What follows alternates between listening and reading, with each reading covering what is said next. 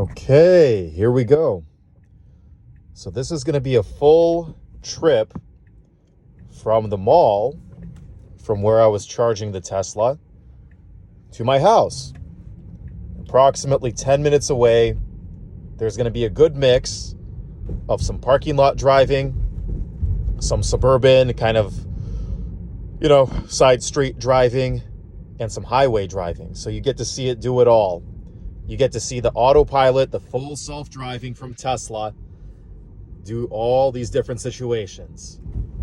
Because you might be wondering, if you're considering one of these cars, how is it going to do in all of these different situations? Is it going to do well on the highway? Is it going to do good in the suburbs, in the housing development, on the side streets, maybe downtown where there's a lot of people and a lot of bicycles, not just cars? How is it going to do in a parking lot?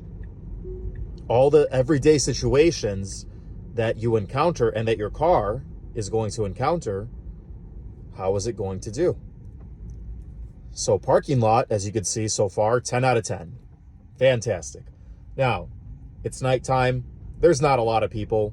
It's not exactly very complicated. However, we do have some jackassery over here from some drivers like that you may have seen. The car didn't seem to mind as much as I did. It's handling these turns very smoothly. And so this one, for instance, this made me nervous the first time it did it. You can see there's a concrete barrier right there that I really wouldn't want the car to run into. And it didn't. And so right here, you can see a pretty sharp turn. On my other car, with the Autopilot 1, where it's basically just auto steer, it's not autopilot, it's auto steer, I wouldn't trust it to take a turn that sharp. But hey, Autopilot 2, full self-driving, no problem. Now here's a pretty scary area. We got a yield sign and a very, very short runway for where you get to merge. Now, if there was cars coming, this would be way more scary. Here, it just kind of slowly, just went ahead and did what it had to do. But that would have been scary if there was cars coming. I'd be very curious to see what it would do in that case. Also, why it's going so slow, I don't really know. As you can see, the speed limit is 30. For some reason, it's maxing out at 20. So I can't really explain that. But hey, as promised, I'm going to let Autopilot do the full drive all the way home and let you see all these situations that Autopilot is going to have to encounter. Okay. Red light, turn green. We're merging onto a highway that way. Again, not the most clear way to get on the highway, but hey, it works. Now, this little yield area is also scary. This is actually on the highway. As you can see, people can be flying down that way. And I have a very short area to merge onto the highway here with this little yield sign. And, the car did an exemplary job. An absolutely fantastic job. Now, here comes another, I wouldn't say complicated, but let's say 2 out of 10 difficulty. 2 out of 10 difficulty situation here, where there's 3 lanes and the rightmost lane is a exit only. So very quickly, before it even turned exit only, the Autopilot got me into the center lane. It got me out of the exit only lane. So it did a wonderful job there. I don't know if it knew it was coming. I don't know what it did, but it worked. So now, as you can see, there's more exit only. It's keeping me out of these areas. I'm kind of following this truck, and then I'll be merging onto another highway. So as you can see, not exactly the simplest challenge for this Autopilot. Nothing exceptionally difficult, but also not very simple. There's some exit onlys. There's some very short yield areas where you have to merge on the highway quickly. As you can see here, there's going to be another one and another concrete barrier.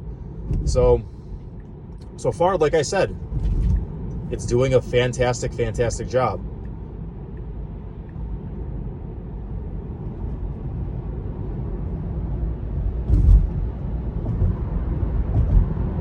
Okay, here we go. Merging from one highway onto another.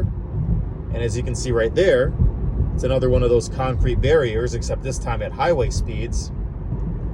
And, no problem. Staying right in the middle of the lane, not making me nervous at all that it might run into this concrete barrier. It's doing a great job.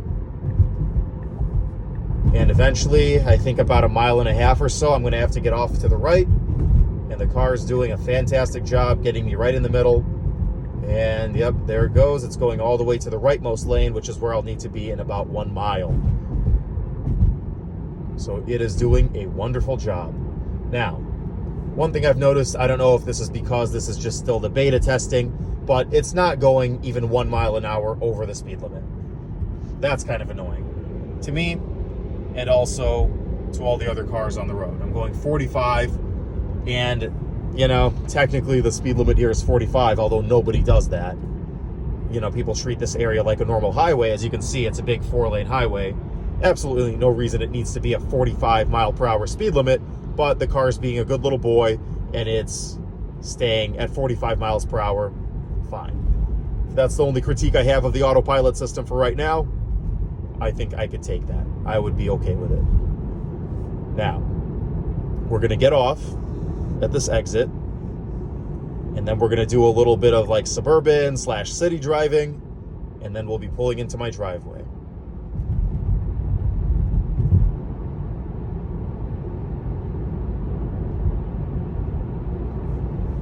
Kind of wish it was during the day and it was a little more active so you could see this, but when there's other cars, it shows you cars. When there's buses and trucks, it has little shapes that show you that too.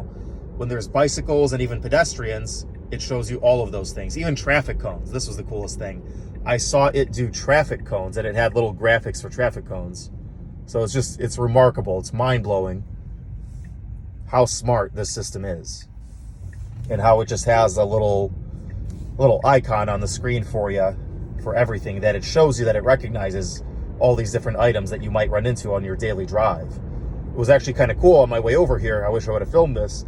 I was driving through a college campus, and there was people sort of jaywalking, kind of going diagonal across an intersection, and it saw them. It saw that there were pedestrians, and it saw exactly the route in which they were walking, and it showed me that on the screen, telling me that it basically recognized what these people were doing and that it knew not to run into them. So fantastic, fantastic job, Tesla. I gotta hand it to you. There was a couple times it got kind of confused. There was a couple of pretty silly things that it did. But overall, I've never felt unsafe with this system, and I'm pretty dang impressed. All right, here we go. We're gonna have to make a pretty sharp right turn here any minute. There it is, slowing down. And here we go. Okay, we're in. Good job.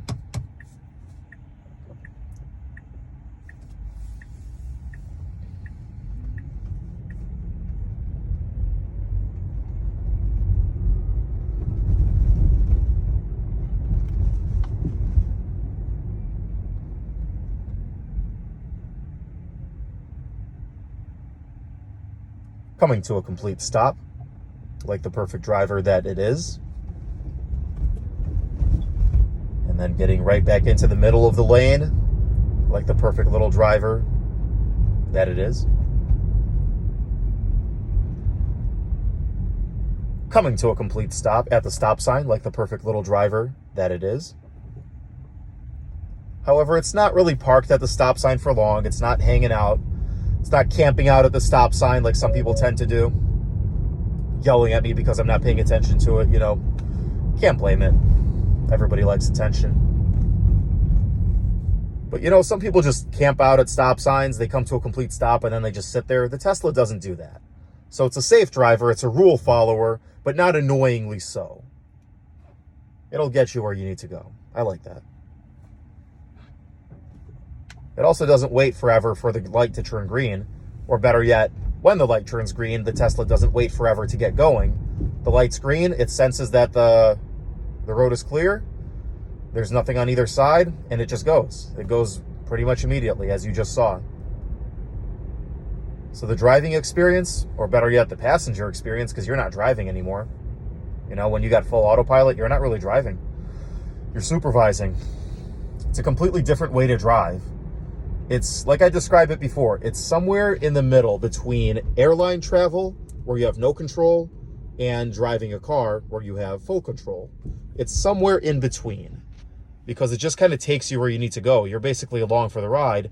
However, you are in a supervisory role. So if you want to, if you really need to, you can take over. And in fact, it's your responsibility to take over if, for whatever reason, full self-driving is just not understanding a situation as much as a human would. That being said, 99.9% of the time, you're just along for the ride. You're just a passenger. That also being said, the car does need to see that you're paying attention. It needs to see that your eyes are on the road, not on your phone, and it has to have you touch the steering wheel, put some pressure on the steering wheel, from time to time, every few seconds. There's ways around that, which may or may not be legal, so we're not going to talk about any of those ways in this video. But as you can see, suburban driving, it's doing a wonderful job staying in the middle of the lane, coming to complete stops, going as soon as it can, and then not waiting too long at the green light, yielding to everything it needs to yield to. Kind of a jerky stop there. Not exactly the smoothest ride in the world, but that could also be the fact that this is the Model 3. My Model S is a lot smoother, but my Model S also doesn't have full self-driving, so I'm not exactly sure what that would feel like in a Model S. But anyway, there it goes, taking a turn, accelerating up to the speed limit, which over here is 30 miles per hour.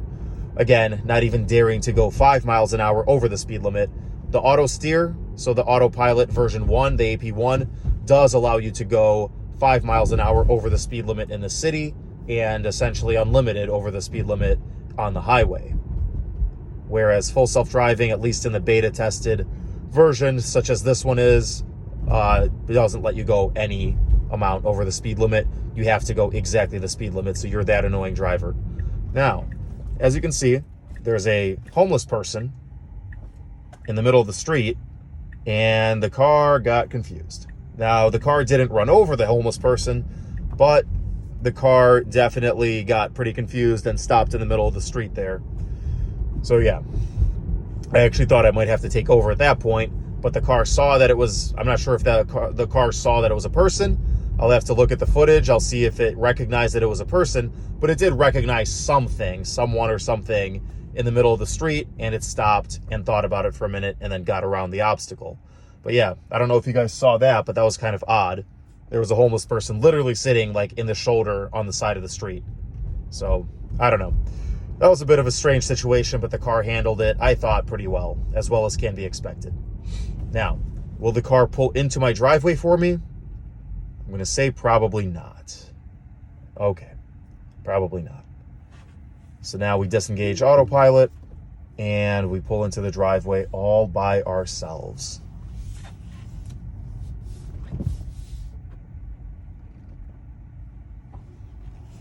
All right, guys, that's the video. That's a pretty good demonstration of all the things that Tesla's Autopilot version 2, full self-driving, is capable of. Now, I'll probably post a few more of these, especially if you guys want me to, of this autopilot system in much more complicated, different scenarios. I might even do that on my way over to work tomorrow. But for now, I got to tell you guys, I'm pretty impressed. Let me know what you think.